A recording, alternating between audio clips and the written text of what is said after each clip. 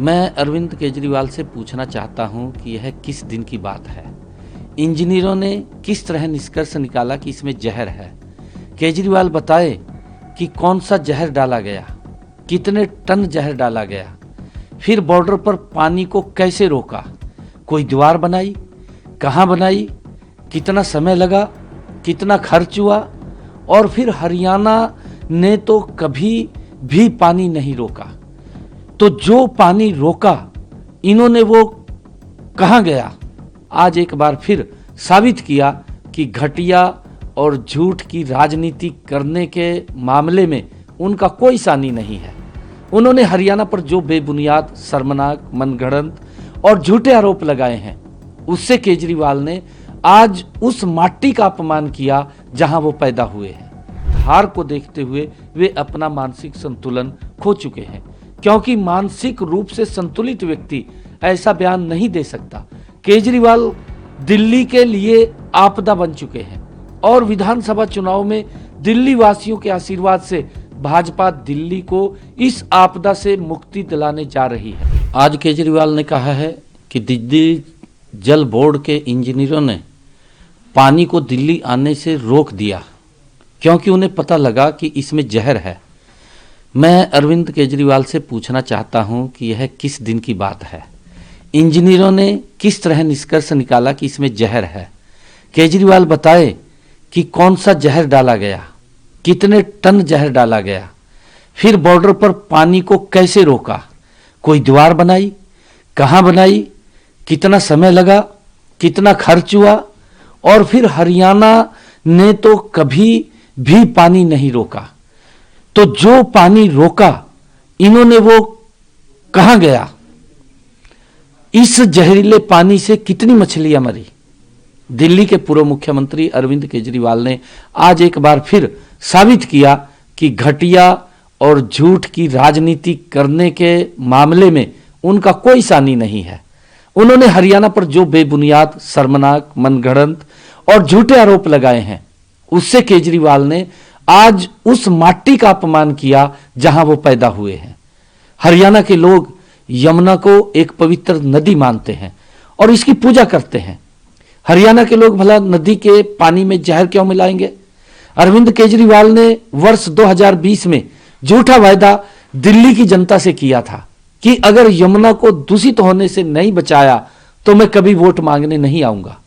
वे इस वायदे को पूरा नहीं कर सके और अब झूठ बोलकर दिल्ली की जनता को बरगलाने का काम कर रहे हैं। जैसा बयान आज अरविंद केजरीवाल ने दिया है, इससे तो लगता है कि चुनाव में संभावित हार को देखते हुए वे अपना मानसिक संतुलन खो चुके हैं, क्योंकि मानसिक रूप से संतुलित व्यक्ति ऐसा बयान नहीं दे सकता। केजरीवाल दिल्ली के लिए आपदा बन चुके हैं और विधानसभा चुनाव में दिल्ली वासियों के आशीर्वाद से भाजपा दिल्ली को इस आपदा से मुक्ति दिलाने जा रही है। इस सरासर झूठे और घटिया बयान के लिए वो हरियाणा और दिल्ली की जनता से तुरंत माफी मांगे, वरना हम उसके खिलाफ मानहानि का दावा करेंगे।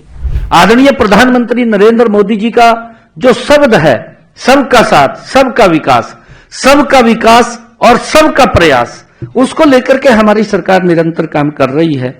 मुझे खुशी है कि आज हम जब हमारी सरकार 100 दिन गौरवशाली हमारी सरकार ने पूरे किए हैं, आज हरियाणा प्रदेश के लोगों के अंदर इस सरकार के प्रति एक बहुत बड़ा विश्वास बढ़ा है। अगर आप लोग देखेंगे, आप लोग चर्चा करेंगे, क्योंकि जब तीसरे टर्म की सरकार आई है, इन 100 दिनों के अंदर लोगों के मनों में हमारी सरकार के प्रति एक बड़ा सम्मान और बड़ा विश्वास जमा है। और हमने भी 3 गुना गति से, आदरणीय प्रधानमंत्री जी ने कहा था कि यह सरकार तीव्र गति से काम करेगी, हमारी यह सरकार 3 गुना गति से काम कर रही है। मैं बताना चाहूंगा कि हमने 100 दिनों में क्या क्या काम किए हैं। 100 दिनों का समय भले ही कम हो, छोटा हो, लेकिन हमने जिस नॉन स्टॉप विकास का संकल्प व्यक्त किया था, उसकी सिद्धि में 100 दिन विकास की 3 गुना गति का साक्षी है। हम सब देख रहे हैं। वैसे तो संकल्प पत्र 5 साल के लिए होता है, 5 साल के अंदर पूरा करना होता है। अगर हम पड़ोस में बात करें हिमाचल प्रदेश की, दूसरी सरकार आने वाली है, लगभग 2 साल मेरे ख्याल से शेष बचे होंगे। अभी संकल्प पत्र की तरफ उन्होंने अपना जो घोषणा पत्र था उसकी तरफ देखा भी नहीं है, तो पूरा करने की तो बात क्या है, परंतु 5 साल के लिए होता है, 5 साल में वो पूरा करना होता है। लेकिन हमने 100 दिनों में ही 240 में से 18 संकल्प पूरे किए हैं। इस गति से काम किया है कि हमने जो हमारे संकल्प पत्र में 240 वायदे हमने हरियाणा प्रदेश के लोगों के लिए किए थे, उसमें से 18 वायदे हमने अपने इस 100 दिन के कार्यकाल में पूरे किए हैं। और 6 संकल्पों के ऊपर गति से काम लग रहा है, क्योंकि उसकी कहीं अपनी किसी की आर्थिक रूप से कोई मंजूरी लेनी होती है, उसके कारण से उसमें थोड़ी देरी हो सकती है, परंतु उसके ऊपर काम चल रहा है, जल्दी ही वो भी अमल में आ जाएंगे। हमने कम से कम 50 और संकल्पों को पूरा करने की प्रशासनिक व वित्तीय अनुमोदन की प्रक्रियाएं जारी हैं, क्योंकि प्रशासनिक भी कहीं उसकी लेनी पड़ती है और वित्तीय भी हमें उसकी व्यवस्था खड़ी करनी पड़ती है। उस प्रक्रियाओं के लिए 50 और ऐसे संकल्प हमारे हैं जो उसके अंदर प्रक्रिया में हैं और जल्दी ही वो पूरे होंगे। हमें दृढ़ निश्चय के साथ आगे बढ़ रहे हैं, हमारी पूरी सरकार मजबूती से आगे बढ़ रही है। इन सभी संकल्पों को हमारी सरकार मजबूती से पूरा करेगी।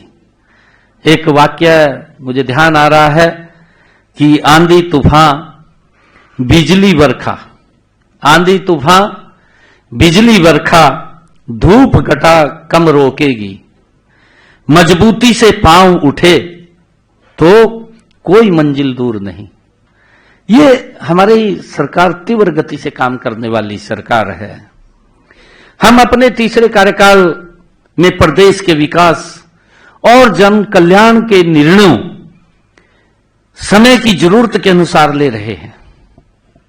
जो भी कोई निर्णय है, आज की जो आवश्यकता है हरियाणा प्रदेश को, उस अनुसार हम निर्णय कर रहे हैं और नई नीतियां बना रहे हैं। इन 100 दिनों में जो निर्णय लिए गए और जो विकास के कार्य किए गए, उनका विवरण हमने अभी अपनी जो पुस्तक लॉन्च की है उसके अंदर पूरा का पूरा दिया है। और अगर आप उसके अंदर देखेंगे 100 दिन में जो हमारी बुकलेट छपी है उसके अंदर हमने सभी इनका चर्चा की है। आपको याद होगा कि मैंने पहली बार जब मुख्यमंत्री पद की शपथ लेते ही नागरिकों की समस्याओं और शिकायतों का समाधान के लिए समाधान शिविर लगाने शुरू किए, क्योंकि लोगों को जो समस्याएं होती थी उनको हमने अधिकारियों को, जिसमें हमारा उपायुक्त और पुलिस अधीक्षक, पूरे अधिकारी, सभी विभागों के अधिकारी समाधान शिविरों में सुबह 9 बजे से लेकर के 11 बजे तक आम जन की समस्या को वो सुनते थे, उसका समाधान करते थे। एक ही जगह पर व्यक्ति अपनी समस्या लेकर के आता था, उसका समाधान वहां पर निकलता था, सभी अधिकारी वहां सुनवाई करते थे। मुझे खुशी है कि उन समाधान शिविरों में 75,000 लोगों को, 75,000 से भी अधिक जो उनकी शिकायतें थी, उन लोगों को उसके समाधान निकले हैं, उसका समाधान किया गया है, ये मुझे खुशी है। और लोगों ने इस बात की मांग भी की है। लोग ये बात बोलते थे कि जो आपने समाधान शिविर चालू किए हैं ये चालू रहें, इसको बंद ना करें। ये लोगों की इच्छा के ऊपर है, क्योंकि हमारी ये तीसरे टर्म की सरकार ये आम जन के प्रति जवाबदेही। अगर लोग कह रहे हैं कि ये चालू रहेगा तो चालू रहेगा, ये जनता के ऊपर है। जनता जो चाहेगी वैसा हम अपने इन कार्यों को आगे बढ़ाते रहेंगे। सबको यह भी विदित है कि मैं चाहे घर पर हूं और चाहे मैं कार्यालय में हूं या प्रदेश में कहीं पर किसी स्थान के ऊपर हूं या हरियाणा में, मैं दिल्ली के अंदर हरियाणा भवन में हूं, मुझे काफी संख्या के अंदर लोग अपनी समस्याओं को लेकर के मिलते हैं, मिलते रहते हैं और मेरा खुला है कि जहां भी कोई चाहे मैं मिल लेता हूं। और कई बार अगर कोई व्यक्ति रास्ते में भी हाथ दे ले, भाई रुक जा, तो मैं रुक जाता हूं, वहां भी रुक जाता हूं। कोई भी हाथ दे ले, भी कोई समस्या होगी कोई बात नहीं, किसी गांव के अंदर भी खड़े हो जाते हैं लोग, तो रुक करके उनकी समस्याओं को सुनता हूं। उसके लिए हमने एक पोर्टल भी बनाया है, जन संवाद पोर्टल, वो हमने बनाया है। उसके ऊपर वो समस्याओं वो हम उसके अंदर ऐड करते हैं। मुझे खुशी है कि हमने पिछले 100 दिनों में उस जन संवाद पोर्टल के ऊपर भी 45,000 शिकायतों का समाधान किया है। जो जन संवाद पोर्टल हमने बनाया कि लोगों की समस्याएं आती हैं, कई समस्याएं ऐसी होती हैं कि कोई लिटिगेशन की है, कोई किसी कारण से हो रहा है, या कोई टेक्निकल कोई दिक्कत है, उसके कारण से उसमें दिक्कत आती है, नहीं तो दिक्कत नहीं आती, उसका तुरंत समाधान होता है। 45,000 हमने इस जन संवाद पोर्टल के माध्यम से भी उन शिकायतों का निवारण किया है।